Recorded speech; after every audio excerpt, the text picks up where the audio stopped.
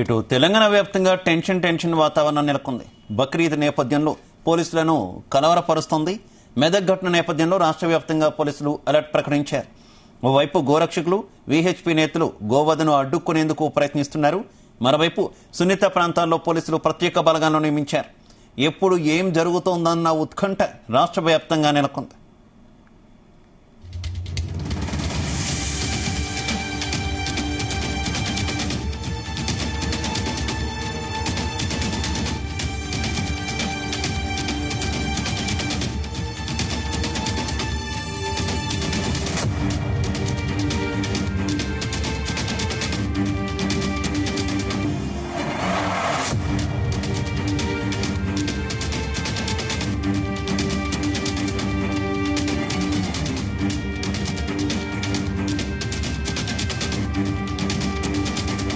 తెలంగాణ వ్యాప్తంగా బక్రీద్ పండుగ పురస్కరించుకుని టెన్షన్ వాతావరణం నెలకొంది. రాష్ట్ర వ్యాప్తంగా పోలీసులు హై అలర్ట్ ప్రకటించారు.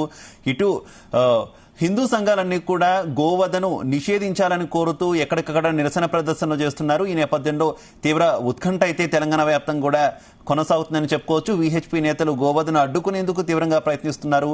అటు సున్నిత ప్రాంతాల్లో పోలీసులు ప్రత్యేక బలగాలను కూడా నియమించారు. ఎప్పుడు ఏం జరుగుతుందో అన్న ఉత్కంఠ రాష్ట్ర వ్యాప్తంగా నెలకొని ఉంది.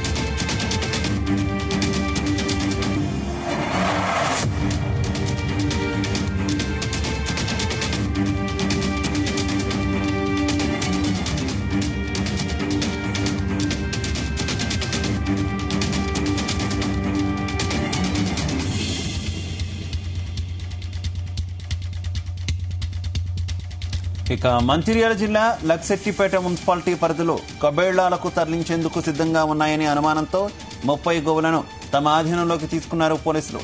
గోవులకు వేసిన ట్యాగుల ఆధారంగా వాటి యజమానులను గుర్తించే పనిలో పడ్డారు పశు వైద్య శాఖ అధికారులు. ఇక విషయం తెలుసుకున్న బీజేపీ నాయకులకు అక్కడికి చేరుకున్నారు.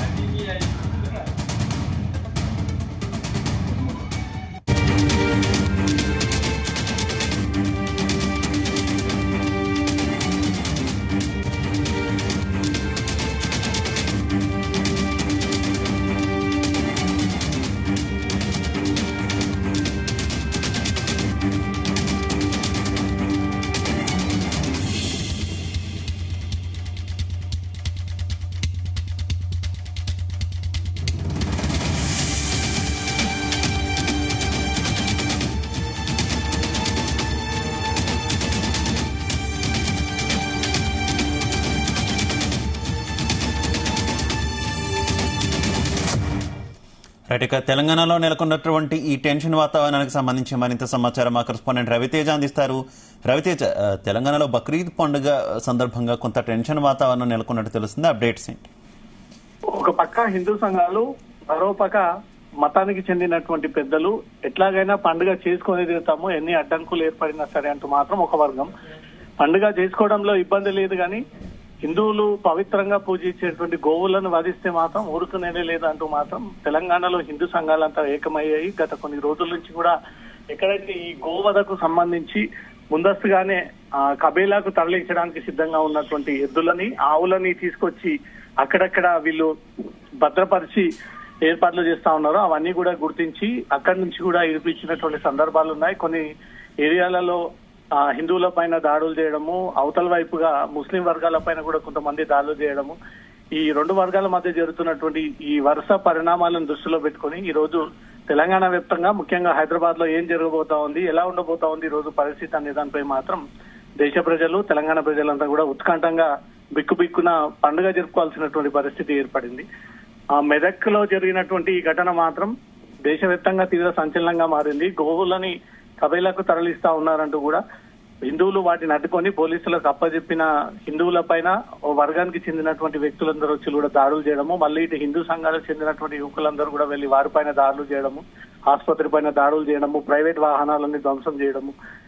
ప్రతి బక్రీద్ పండుగ సందర్భంగా దేశవ్యాప్తంగా ముఖ్యంగా తెలంగాణ, హైదరాబాద్ విషయానికి వస్తే మాత్రం ఇలాంటి సంఘటనలు తరచుగా రిపీట్ అవుతూనే ఉన్నాయి. దీనికి ఎక్కడ కూడా ఇప్పటి వరకు ఈ ఘటనకు ఫుల్ స్టాప్ పడి సొల్యూషన్ దొరికినటువంటి సందర్భాలు లేవు. కాబట్టి ఈ పండుగ సందర్భంగా కొన్ని ప్రత్యేకమైనటువంటి హిందూ సంఘాలు గో సంరక్షక కార్యకర్తలు మాత్రం తీవ్రంగా ప్రాణాలను సైతం లెక్క చేయకుండా గోవులను ఎట్టి పరిస్థితుల్లో కబేలాకు వెరళ్లకుండా మాత్రం ఎక్కడికక్కడ అడ్డుకొని పోలీసులకు సమాచారం ఇచ్చి గోశాలకు తరలించినటువంటి సందర్భాలు ఉన్నాయి. అవతల వైపు ఉన్నటువంటి వ్యక్తులేమో పండుగను ఇబ్బందికి క్రియేట్ చేస్తా ఉన్నారు.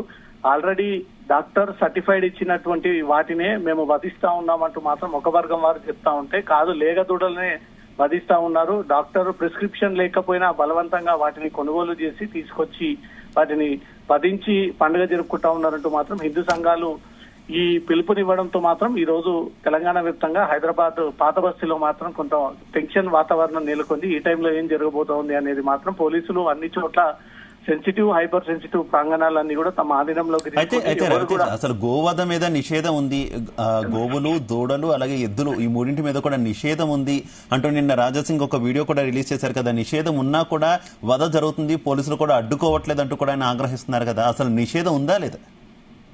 ముందు కేంద్ర ప్రభుత్వం పర్టికులర్ గా ఒక జీవో రిలీజ్ చేసింది.